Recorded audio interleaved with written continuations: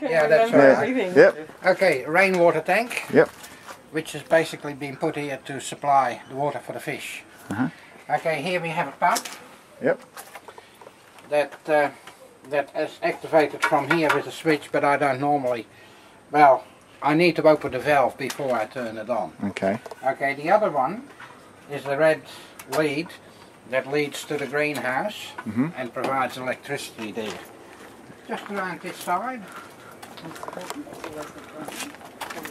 is the valve that you'd open to allow water in, and it'll gravity feed in now. I'll have a look. Okay, and basically it'll on its own it'll drop water to about this far. So if you ever forget, you will lose some, but never, never more than that. Yep. Okay, unless you do it on the pump. Okay. And this is basically your indicator for how much water you have in the tank. Okay. So it started small, like we. And you see now it's filling the water up. Yep. Okay, and if I turn the pump on, it comes at greater speed. You can also put a garden hose on that if you wanted to. Okay. If you wanted to do the garden. Yep. Alright, I'll turn that off so that you clean the filter up top. Okay.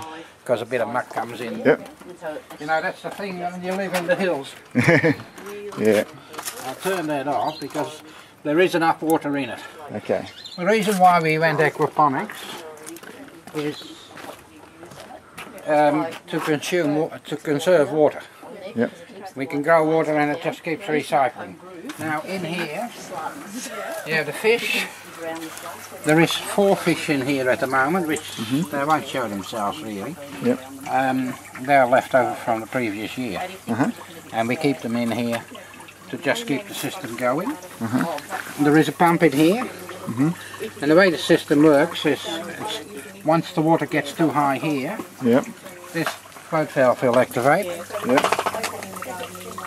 You hear water running. Yep. Yep. And I'll pump this water to the top. Okay. Once the water drops low enough, it turns off again. Very good. So it'll keep that water flow at about that, and you can adjust it if you really want to, but I think I have managed to find a suitable level. Now we'll go up the top. Being really active in the day, they call out for Gerard to come and feed them. Where the drains come in, Yep. we have a UPS that supplies electricity to the air pump. Yep. Okay, if the power goes off, the system will just stop running. Okay. But at least the UPS will supply 3 hours worth of oxygen to the fish, which very is very important. Yes. Okay, if the system happens to be that it goes into a cycle when the power goes off, you will lose an amount of water. Okay. Because it'll overflow because the pump won't work. Okay. The UPS is only capable of supplying the air pump, which is under here. Yep. We've got it in a little bucket with some protection. Yep. So it's not too noisy.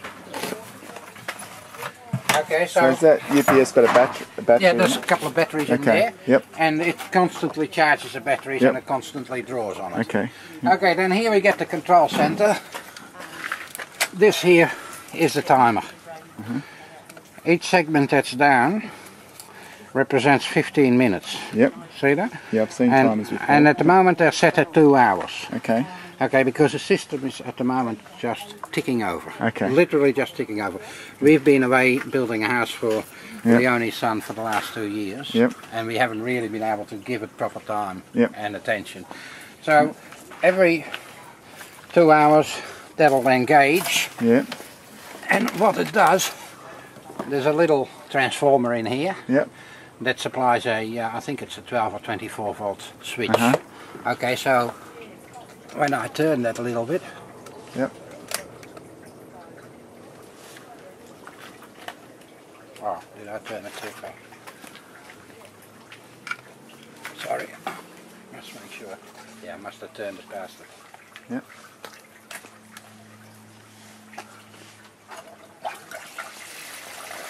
You see, the system works to the extent that there's water flowing in all the vessels. Yep. And during the 15 minutes that water is on, it'll fill up, and it may fill over the amount, but that'll go out through the overflow part. Okay. But the essential part is that the water in here comes above this tube. Yep. Once it does, it'll start to siphon. Okay. and it'll siphon itself totally empty. So it'll take 15 minutes to fill and about 20 minutes to empty out. Okay. Alright, and that gives you, if you do it on an hourly basis, it gives you about half an hour in between where the plants get a chance to absorb the nutrients they have had.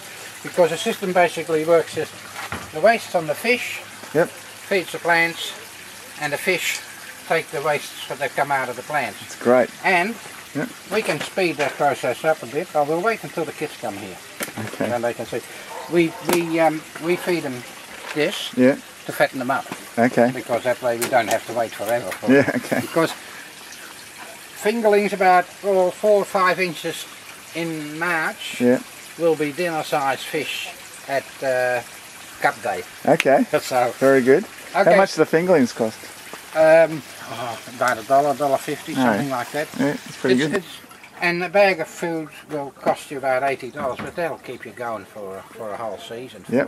And we estimate we have had 50 fish in there at one stage. Wow. Okay. Okay, and of course the more fish you have in there, the more you feed, and the faster you need to circulate the water. Okay, so normally that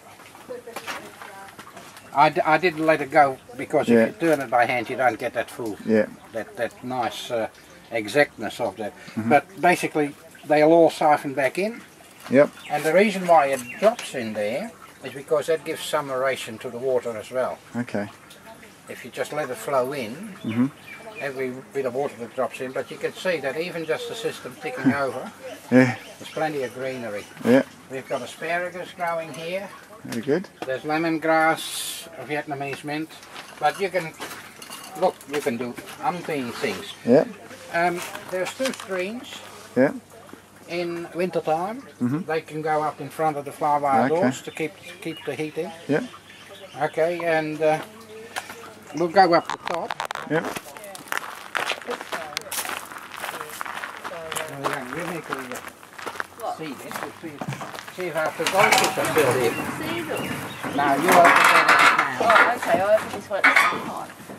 Okay, see. Oh, here, look, he's run. He's goldy goldfish. Cool.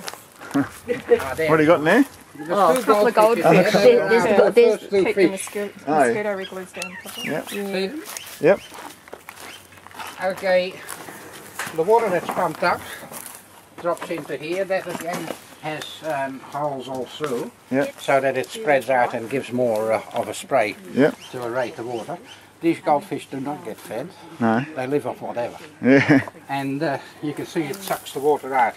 This valve is left open. You can close it if you want to. Okay, now we tried to grow some small fish and we put them in here. We made the mistake of getting all the waste from the fish, of the big fish, giving it to the small fish, and they died off. Okay. So if ever you would want to do that, make sure you reverse it around. The bigger fish can take a bit more. Right, I see. So. Very good. This is what's called a low pressure or a zero pressure valve. So it'll open without any pressure in the pipe because it's such a low drop or small drop. Okay, it actually operates on mains pressure water. Okay. So to see the little tube, Yep. when the signal comes through on the electronics, it lets a little squirt of water in and it pushes the valve open. Very good.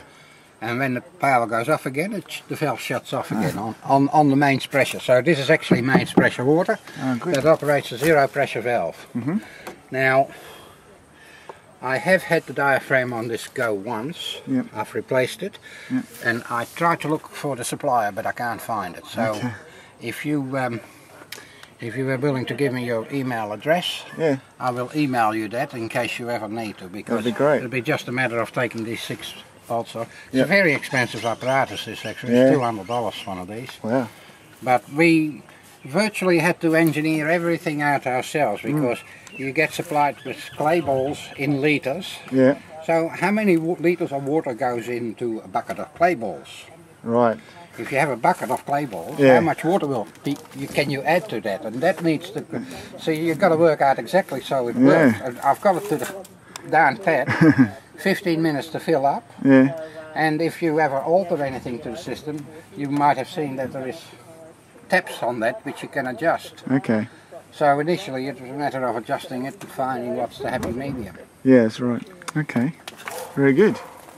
So the system, like I said, certainly initially probably get 25 fish from the end of this month, early March.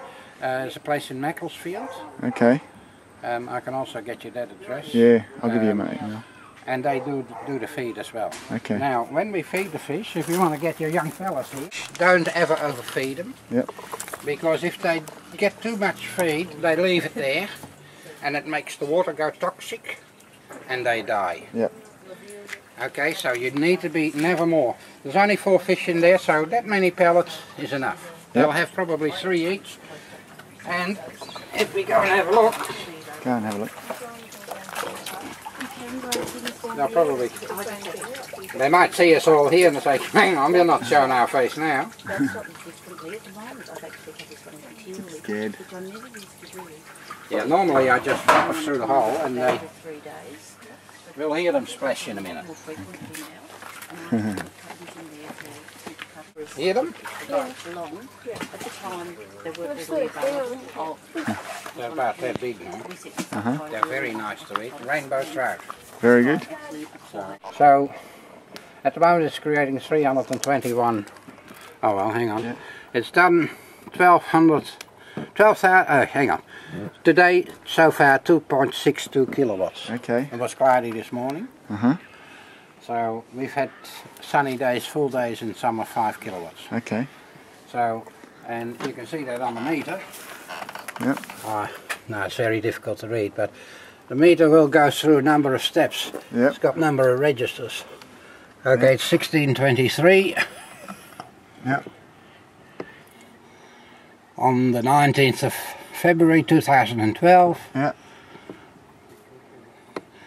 So far, it's measured 5,857. It's a peak and an off-peak reading. Okay. So the first reading is the 2 combined. Yep. Next reading that comes on is a peak. Next one is the off-peak. And then you get the combined feed-in, yep, the peak feed-in and the off-peak feed-in. So, good. You know, it produces a fair bit of power. So that's good. That was one of the things we really liked about the place. What's this? That's the solar power. Oh.